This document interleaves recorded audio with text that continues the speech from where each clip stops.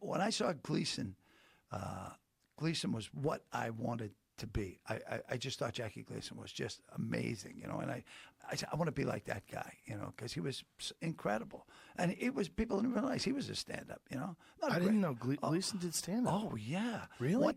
2-ton Tony Galenta was giving him shit. And the boxer. And Gleason heckled him, and Tony knocked him out. Jesus. Oh, yeah. He was incredible, you know, because I met Art Carney. You know, Jackie was obsessed with UFOs. Did you know that? Nah, but I kind of dig it too, man. There's a story.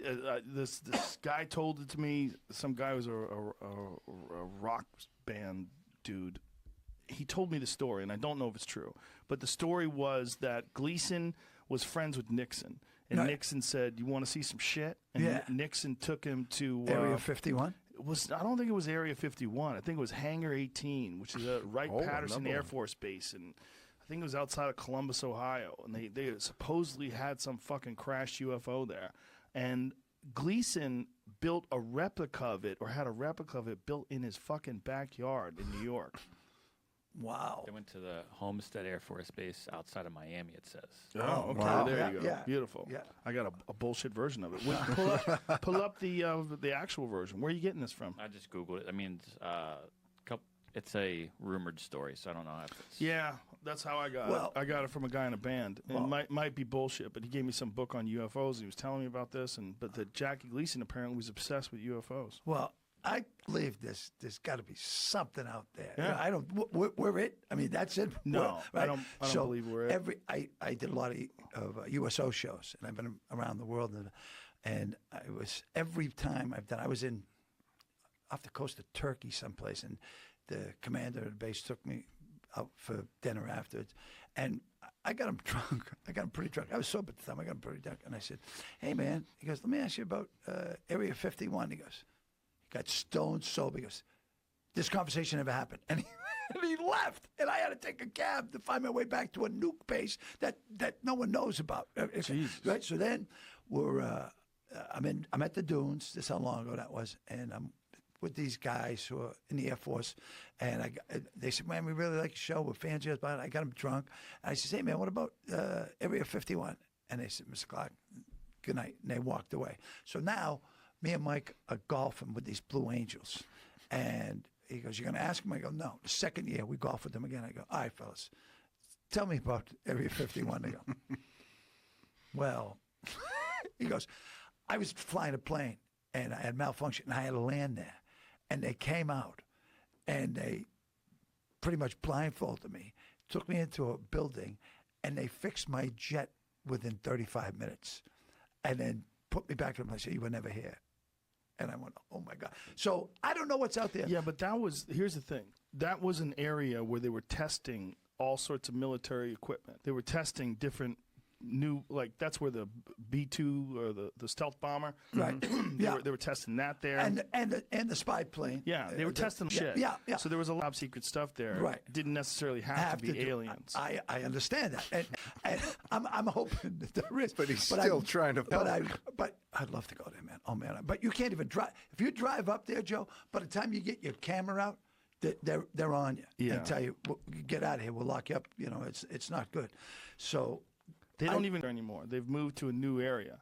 They've actually, because it's so heavily scrutinized, and because of Google Earth and all sorts of different ways you can see things, they've actually moved to another area. Well, I read everything I can find about that too, and I think I read the book Area 51. It was 2 years ago, and basically at the end of the book, it was like Hitler had these, his guys experimenting with the Jews and put their arms on different ways, and had an aircraft that looked like a spaceship, and it crashed.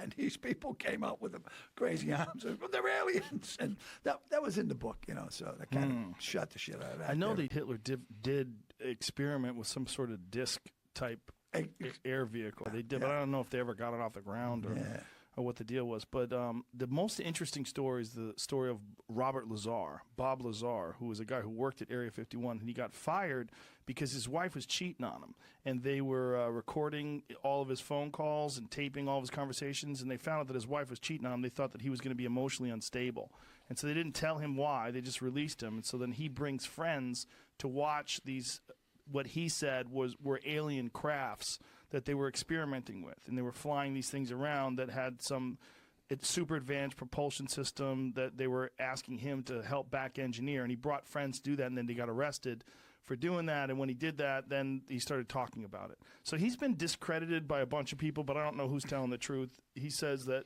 they wiped his college record so that no one, but people said they went to school with him, and he definitely did work for the government, but under what capacity, who knows. But his story is fascinating, and I want it to be true. You hear it, you want it to be true. Joe, they used to fly the team of people that worked at Area 51 from Burbank. Yeah. Every day, fly them in, they'd work, and then fly them back. It was like they didn't stay over. Well, there was that airport outside of Vegas. It was right outside where the Riviera was. Yeah. You could actually look out and see the airport. And they would fly the people from there in these unmarked jets. Yeah, I want it to be true. Oh, of course. Yeah. The Joe Rogan Experience. Jackie Gleason supposedly had an encounter with Nixon. That Nixon and Gleason were buddies, and they were drinking. Really? And I did not know It's a this. famous story that's disputed, but apparently... Let's go with it, though. Let's go with it. Yeah. Gleason apparently had said that Jackie Gleason and him were drinking, and Nixon was like, "You want to see a fucking UFO?" No way. Yeah, and he flew him to see wreckage, and they had frozen biological entities, and they got a chance to see these things that they had frozen. What? Yeah. What? Yeah. So that was like early 70s at some Yeah, point. something like that. And Jackie wound up having a house built in the shape of a UFO afterwards. No Yeah, way. that was for sale as recently as I think like a decade ago. See if you can find Where? that house. In LA or something? No, it's in upstate New York. Ah, But the house looks like a fucking UFO. no Like he had a way. UFO house built. Yeah, Jackie Gleason apparently was obsessed with UFOs after the fact. No. So this What? is yeah. That- Jackie that looks Gleason's like a UFO cabin. inspired upstate New York spaceship house. No way. Yeah. That Does was that his look like, oh, and that picture makes it look bigger. Okay, that's serious. Yeah, oh, it's wow. a fucking. That's beautiful. Oh, that's two different buildings. Oh, Oh, he has the more first than one's one like of the them? guest house. Top, yeah. Oh, I see. Small building. Yeah, look at that. Yeah, that's the fucking guest thing. house. The other one. Wild. That's amazing. Yeah. So Jackie Gleason became a UFO freak. Man, I'm gonna do that after this. That's a pretty cool looking house. Yeah, it's pretty dope. Oh Yeah. my god, wow, I wish look it was. at that. I wonder if it's still for sale. That's Entrance to amazing. the mothership. Woo! I'm gonna talk to my wife about this when I get Yeah. home. This is serious right here. Well, now you have this SIG Spear. So there's a lot of UFO stuff on this SIG Spear. So maybe this should be reserved for taking out the aliens when they come. I So- don't want to take them out. Well, if they attack you. Listen, I don't think they're going to attack. If they attack. If they do attack, I think they could render you useless almost instantaneously. But them too. They're kind of like, why wouldn't they just sit back and watch?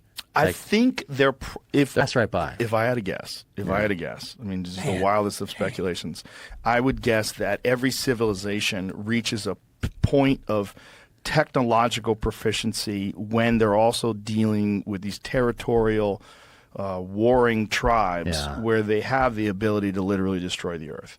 And that if this is a natural course of progression for intelligent beings, they get to this point, there's a transition where it gets very dangerous. And if I was from another planet and I was monitoring this, I would be there to make sure that they don't launch. That they don't, and that's the theme of the Mothership Comedy Club, is that the rooms are called Fat Man and Little Boy. And the reason why the rooms are called Fat Man and Little Boy is because that is a specific moment in UFO folklore when the aliens start arriving. After the detonation of those bombs, that's when you start seeing this massive uptick in sightings. Really? Yes. And interactions with fighter pilots and these different military bases that have nuclear programs where the bases get shut down and all the power goes off. Yeah, there's like, That's wild.